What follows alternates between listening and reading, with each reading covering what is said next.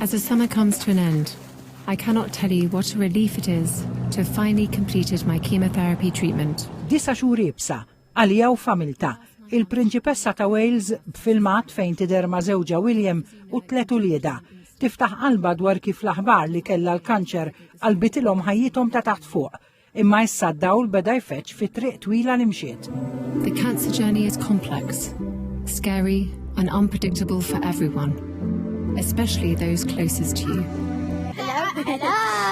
Tgħid li l-kanċer ġaba wiċċ imwiċċ mal-vulnerabilta li jħoss bniedem fl-iktar mumenti dgħajfa tiegħu. Ħajjieta mxieta fil-mewġ imqalleb u fi triq li ma kinitx taf se ssib fit-tarf tagħha.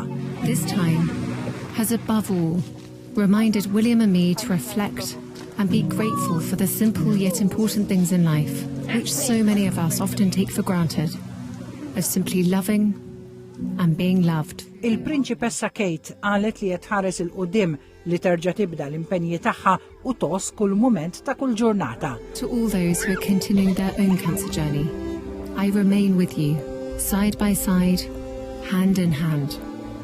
Out of darkness can come light. So let that light shine bright.